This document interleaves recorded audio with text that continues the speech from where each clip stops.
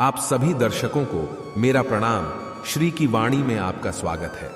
आज मैं यहां आपसे संसार इस विषय पर बात करने जा रहा हूं। प्रिय साधकों, संसार जीवन का एक महत्वपूर्ण भाग है जिसमें हम सभी जन्म लेते हैं और अनेक प्रकार के अनुभवों का सामना करते हैं।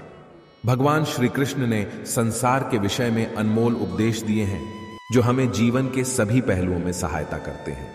संसार और उसकी माया। प्रिय साधकों, संसार एक मायावी जगह है जिसमें हम भटकते रहते हैं। हम अपनी इच्छाओं और आकांक्षाओं के पीछे भागते रहते हैं जो हमें भ्रमित करते हैं और हमारे मन को अस्थिर बना देते हैं। हम संसार में अनेक प्रकार के भोगों के पीछे भागते हैं जिससे हमारा चित्त भटक जाता है। भगवान श्री कृष्ण का संदेश है कि हमें इस मायावी संसार के भोगों में मग्न होकर नहीं रहना चाहिए। हमें आत्मनिरीक्षण करना चाहिए और भगवान के मार्ग पर चलना चाहिए जो हमें अपने जीवन का असली उद्देश्य प्रदान करेगा। संसार में कर्म। प्रिय साधकों, संसार एक कर्म भूमि है जहां हमें कर्म करने का मौका मिलता है। भगवान श्री कृष्ण ने कहा है कि हमें कर्म करते रहना चाहिए और फल की चिंता नहीं करनी चाहिए। हमारा कर्म हमारी पथशाला है जिसमें हम सीखते हैं और विकसित होते हैं। हमें कर्म करने में विश्वास रखना चाहिए और ईश्वर के साथ समर्पण करना चाहिए। हमें अपने कर्मों के साथ सच्चे भक्ति और समर्पण के साथ जीना चाहिए। संसार के विषय में भगवान का संदेश। प्रिय साधकों, संसार भगवान की अद्भुत सृष्टि है और हमारे जीवन का एक महत्वपूर्ण भाग है।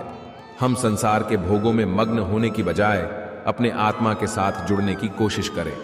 भगवान श्री कृष्ण के शब्दों में छिपा है सत्य, ध्यान और प्रेम का सार। संसार में रहते हुए भी हमें आत्मनिरीक्षण करना चाहिए और भगवान के मार्ग पर चलते हुए जीवन के सभी पहलुओं में सफलता प्राप्त करनी चाहिए। चलिए मैं आपको सुदामा और भगवान श्री कृष्ण की कहानी सुनाता हूं। श्री कृष्ण और उसके दोस्त सुदामा की एक प्रेरणादायक कहानी बताते हैं। सुदामा एक गरीब ब्राह्मण था जिसके पास कुछ भोजन भी नहीं था।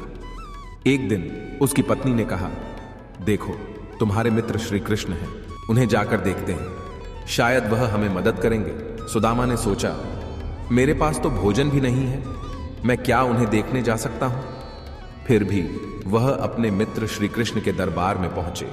जब श्री कृष्ण ने अपने मित्र को देखा तो उन्हें खुशी हुई और उन्होंने उसे गले लगाया। श्री कृष्ण ने सुदामा को अपने आंचल से सींच दिया और उन्हें बैठने को कहा। सुदामा श्री कृष्ण के दरबार में शर्माते शर्माते बैठ गए। उन्होंने साथ में कुछ भोजन ले आए थे जिसमें थोड़ी सी पूहा दाल थी। श्री कृष्ण ने उस दाल को पकवान मानकर बड़ी खुशी के साथ खाया और बार बार पूछते रहे, कैसी लगी यह पूहा दाल? सुदामा भावुक होकर बोले, प्रभु, आपके चरणों में मेरे लिए यह पूरा विश्वास है कि आप हमेशा अपने भक्तों का ध्यान रखते हैं। आप भलाई और दया के देवता हैं। सुदामा की इसी सच्ची भक्ति ने श्री कृष्ण के मन को मोह लिया। उन्होंने सुदामा को अपने साथ स्वर्ग बुलाया और उन्हें सभी खुशियां दी। सुदामा वापस अपने गांव के मार्ग पर चले आए और देखा कि उनके गांव में सभी खुशियां हैं। उनका गांव खुशहाल हो गया था। इस कहानी से हमें संसार के मायावी बंधनों से मुक्त होने का संदेश मिलता है। हमें सबको एक समान देखना चाहिए और सबकी मदद करनी चाहिए, चाहे वह गरीब हो या धनवान। भगवान श्री कृष्ण की भक्ति और दया के साथ जीवन जीना हमारे लिए सच्चे सुख का साधन होगा।